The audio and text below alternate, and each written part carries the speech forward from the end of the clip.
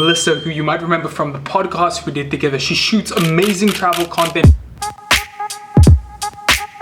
So I received this comment on one of my daily vlogs saying, can I please make a video about my finger rings, necklaces, etc. So let's start with the timepieces. I own 3 of these. The first one is from a brand called Freedom of Movement. I got this in exchange for shooting one of their campaigns.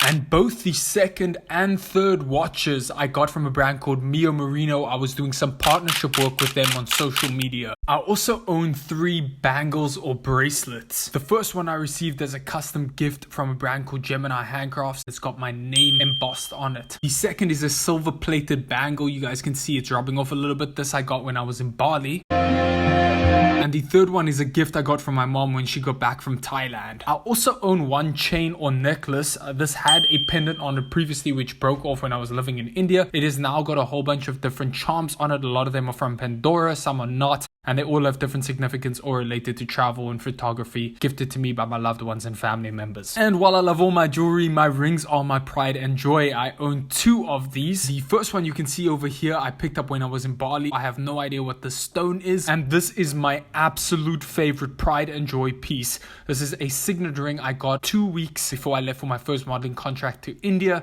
I saw it, I got it customized to the size of my finger, and it's got a tiny little ruby in it, which I thought was appropriate leaving for India. It kind of had that sense. This is my absolute favorite piece of jewelry. So if you're sitting there and wondering, yo, what is happening with the training? I did 2 workouts over the last 2 days, not missing a day. So one of my friends, Melissa, who you might remember from the podcast we did together, she shoots amazing travel content for a lot of big brands. And I always wanted to know, when working for these brands, the client, what is the one thing that's super important to remember? This is what you had to say. I think there are many different things that one can consider to make your clients happy. But for me personally, it's obviously meeting their expectations or over delivering. So in order for me to meet my clients' expectations, I need to make sure there's good communication. Communication before the shoot, during the shoot, and during the editing phase, and then feedback after I deliver if any changes need to be made. Good communication obviously means we're on the same page, and the way I over deliver is either making the video longer than they asked, unless they specifically say like, no, the video needs to be this long, and also adding photos or maybe sharing it on my Instagram and Facebook. Some clients value that more.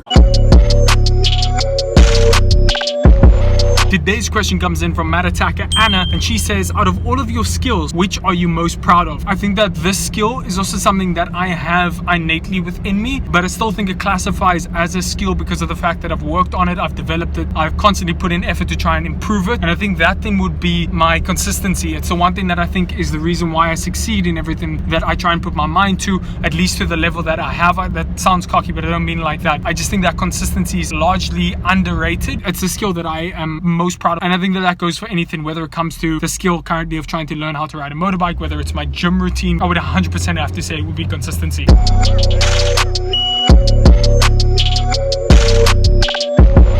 Story time. One of you mad attackers, SIPHESIHLE, messaged me on Instagram basically saying that she runs the marketing for a radio station called UWC Radio. UWC is the University of Western Cape. It's a university out here in Cape Town, South Africa. Long story short, what happened was SIMPHIWE, who's one of the presenters at UWC Radio, they spoke, and then SIMPHIWE got into contact with me via IG DM. We hooked up a kind of like a telephonic interview. I didn't actually go onto campus, but they called me, and the interview was based around being an influencer. We touched on a couple of different things in that. I did upload that as a whole video on its own, even though most of it is just audio. So if you guys would like to see that, it is the first link in the description box of this video. Be sure to check that out. I'm also just going to cue a little bit of that right now.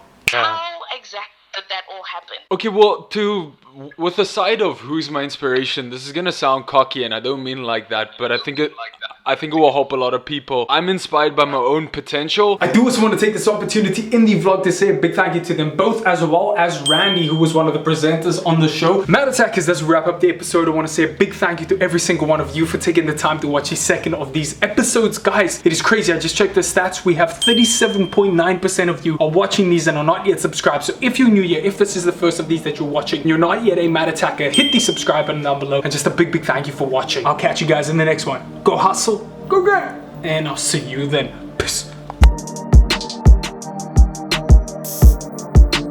And the entire team at UWC Radio, I really do appreciate the opportunity. Incredibly humbled and grateful to have been a part of that.